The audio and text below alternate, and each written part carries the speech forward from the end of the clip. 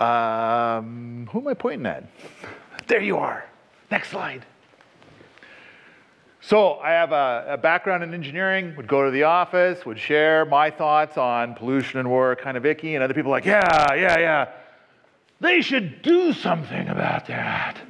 So we would all talk about what they should do. And after a while, we bonded.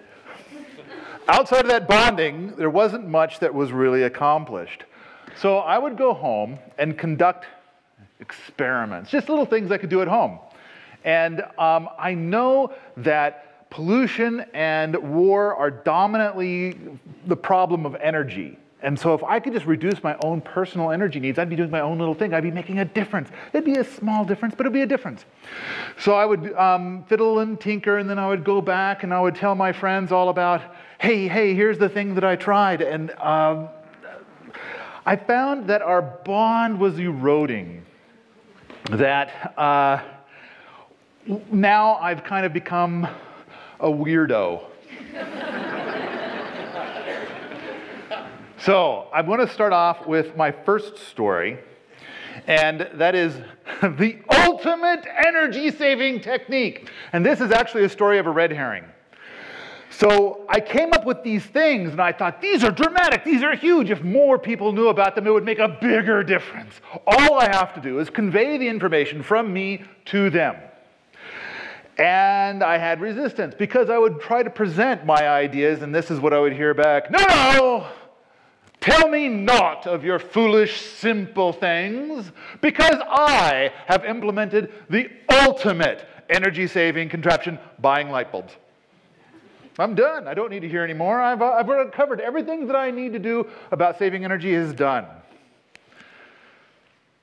So the extra pain came from, once again, my power company sent me my bill, and with the bill, again, was this newsletter. And the newsletter had this thing about how the best return on investment to save energy is to buy the light bulbs. But hey, we're going to make this ROI even better. We're going to make the light bulbs free.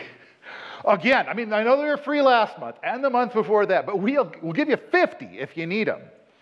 So I got really upset, and so I started to really kind of kick in and do a lot of work. More research, more articles. I'm going to really kind of prove my point. I'm starting my own experiments. I'm proving longevity. I'm doing experiments on the luminosity. And I'm showing that these fluorescent light bulbs are terrible, that they don't save energy most of the time. There's a rare instance when they might.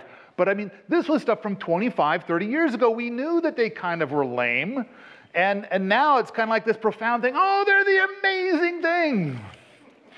So I've shown that they actually cost more, use more energy, and that's the end of that story. I told you it was half a story. There was a half a story coming up. That was the half a story. So now we're going to, you're going to have to wait for the movie to come out. I hope that they'll make it in a big Hollywood production. I do think it's an epic story. It'll be worthy of Hollywood. And maybe what they'll do is they'll put me in the movie, and the part of me will be played by Pee Wee Herman. So I want to remind you that Mark Twain once said that there are 3 kinds of lies. There's lies, damned lies, and statistics. So when we look at how much electricity is being used by the United States, it does look like that light bulbs thing. Ooh, that's a big one. We better put a lot of focus in on that. And I do think that there's things that we can do in that space. It's just not those light bulbs. And when you look at this, it's kind of like, well, wait, heat is just such a tiny thing. It's like not worth really fiddling with until we get the light thing figured out. But there's this next piece. And that is, it turns out that electricity is just a small slice of the pie. And that whole thing about the light bulbs is even a tiny slice within that. It's a single little teeny itty bitty sliver of the entire pie when we're heating with all these things like natural gas and propane, etc. Heat is more than half. So if we're going to solve this problem, make a better world, let's focus on the heat.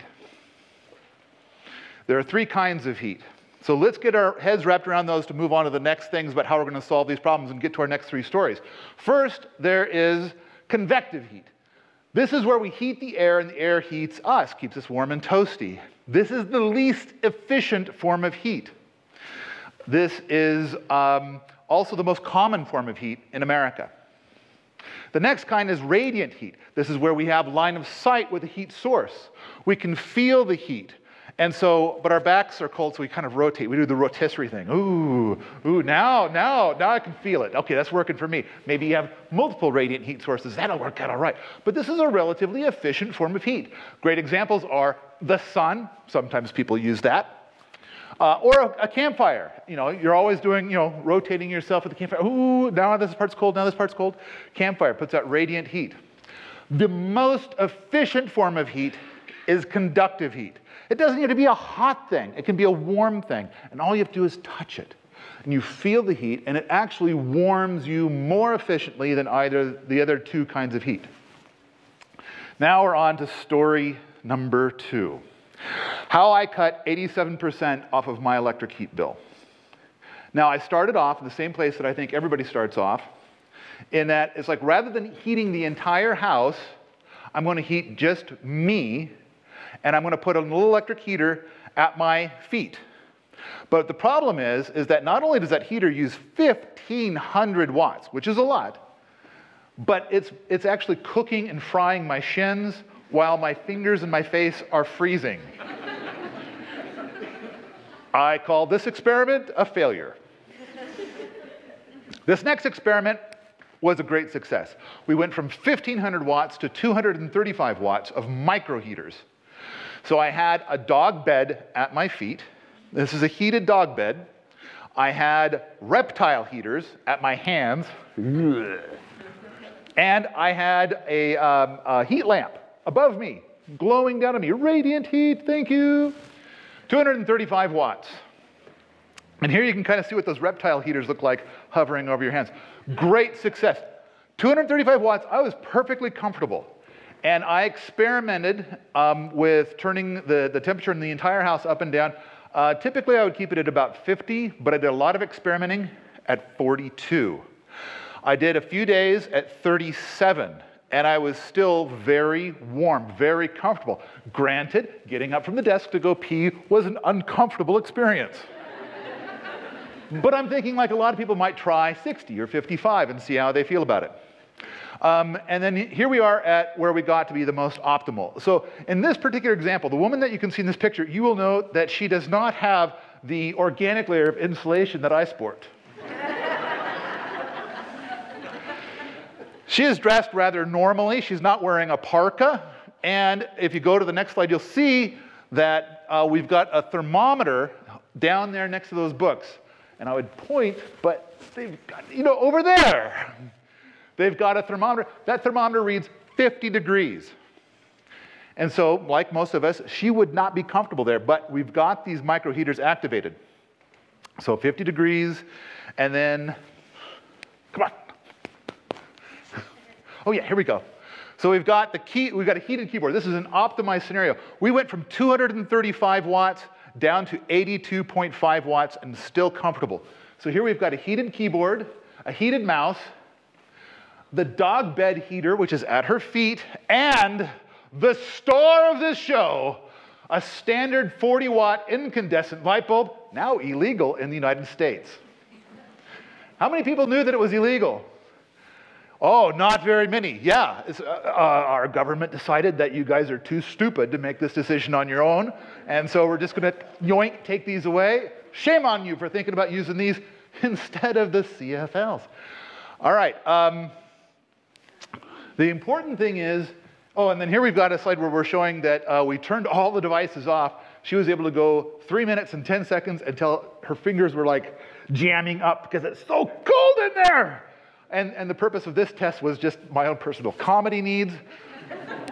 Plus, to give you an idea of like, okay, let's say you're going to get up and do this. How long do you have to go pee? You've got 3 minutes and 10 seconds until you're really too cold. Next slide, please. One more.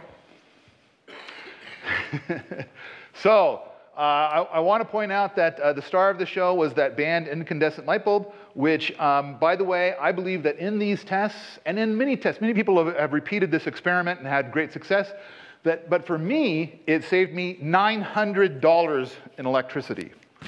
And this is not the kind of test that I counted in my earlier story. So, oh, and then by the way, in Montana, there's this bizarre thing that happens every winter.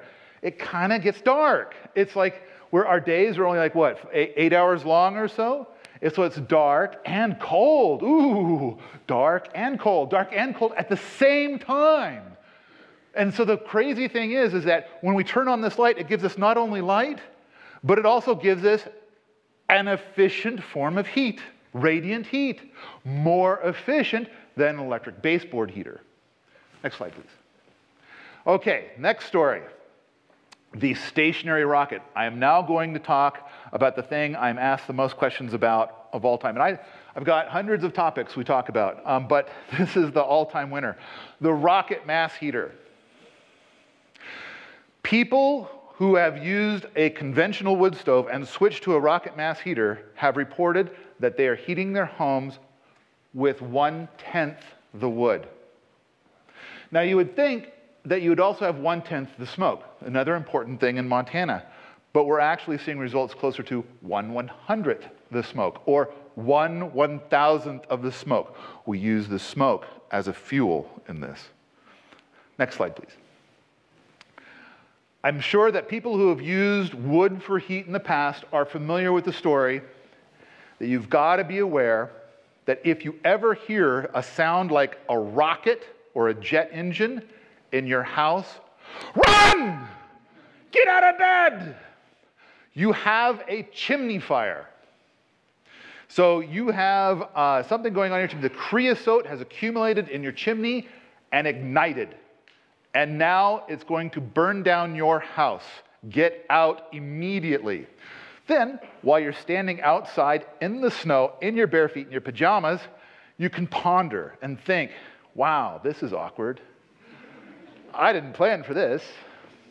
You know, instead of burning down my house, it would have been really convenient if they took all that creosote and all that flame stuff and everything, and that could have heated me through the winter instead of burning my house down. I'm against it. So this is what we try to do with the rocket mass heater, is we try to create a chimney fire every burn. We have an insulated riser, we call it. It's like a squat chimney, but it's going to superheat. Rather than taking the flames and immediately trying to get the heat out of it, instead what we do is we try to direct the flames into a super insulated space and make them even hotter. Hotter, hotter, hotter, hotter. I mean, it's not going anywhere. If the heat leaks out, it's coming into the house. So hotter, hotter, hotter, hotter, and then we get this thermosiphon going, that rocket, and we're shooting all of that exhaust up. And it's pulling the air in through the wood feed, the fire burns sideways, the exhaust goes up, it hits the top of that surface and starts expelling all of this heat. We get a whole bunch of radiant heat from the bell that goes over our little micro chimney, and then we collect whatever's left over, and rather than routing it out through the roof at 300 to 600 degrees, which is typical for a conventional wood stove, we're going to instead route it through a mass. And we're going to make it run back and forth and all over the place before it goes out the wall. And the idea is that now we have exhaust going out the wall that is almost pure carbon dioxide and steam. Very clean. Almost room temperature, as opposed to that stuff that goes out the roof at 300 to 600 degrees. Next slide, please. So that bench that you see in this drawing, that's where that exhaust is routing through that. That bench is getting warmed. You'll run a fire for maybe half an hour to an hour one evening, and that bench will continue to radiate heat for days. So instead of having to be the one that gets up in that super cold house in the morning to start the fire, it's already warm. That bench has been radiating heat all night long. It's very comfortable in your home. If you touch it, it might still be a little too hot to touch. Put a cushion on it, sit on the cushion instead. Maybe in the afternoon you can sit directly on the bench. Maybe it'll cool enough by then.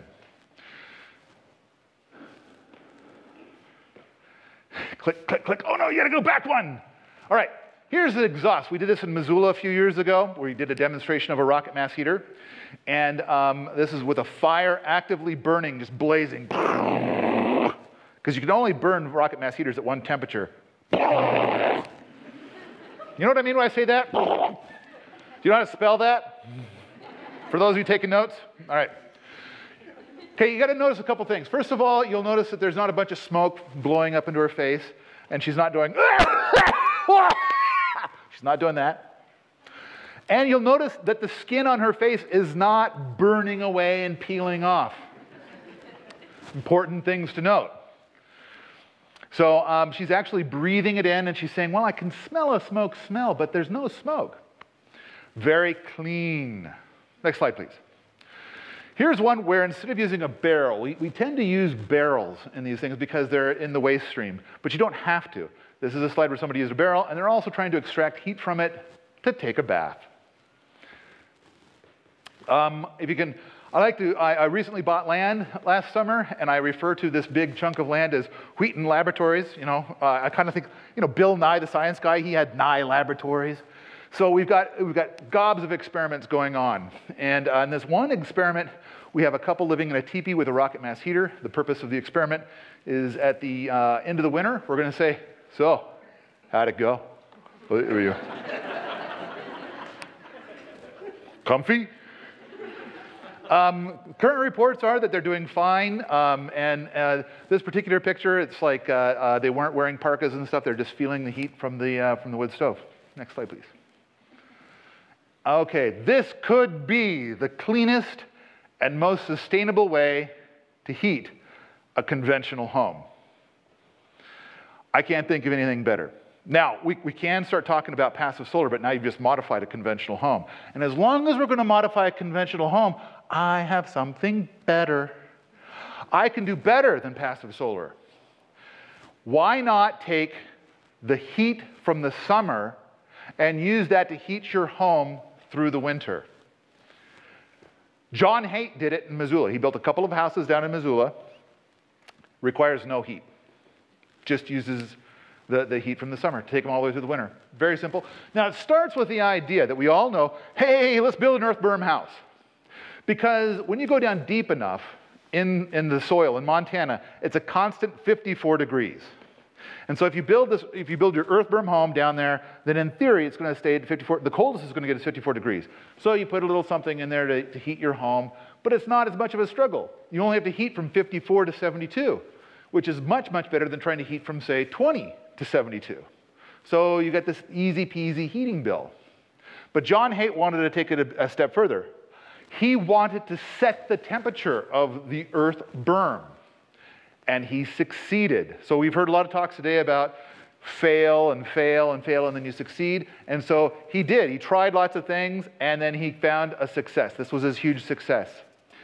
This home here that we've got one of in Missoula, and I think he's built a few others, and I get the impression that there are thousands of these in existence today, cost about the same as a conventional home. I kind of like the idea of, can we come up with something that might cost a tiny fraction of a conventional home? Most of our eco homes or alternative buildings, homes that offer great advantages, generally come at a price tag that's higher than a conventional home, especially if you factor in the labor. So I go over the hill here to Bonners Ferry, Idaho, and we visit with Mike Ayler. He's the author of the $50 and Up Underground House book, and this is a clip from a video that I took a couple of years ago when his house, that $50 house, was nearly 40 years old. So now it's past 40, and it's still standing strong. You'd think for 50 bucks it would be made out of cardboard and, decompose in the very first rain. But it's very sturdy. Excellent engineering, a lot of amazing innovations. I could easily spend a huge amount of time talking about that, but I'm going to move on. Here is a design of a home that I call the Don't Do This. And here is his first innovation. Bing, fixed. So with the Don't Do This house, all the water built up behind it and made a big water disaster. Now that's been repaired.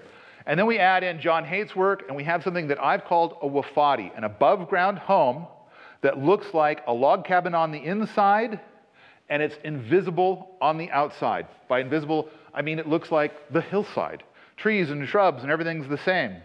But you've got lots and lots of windows, and it's got more light than your conventional log cabin.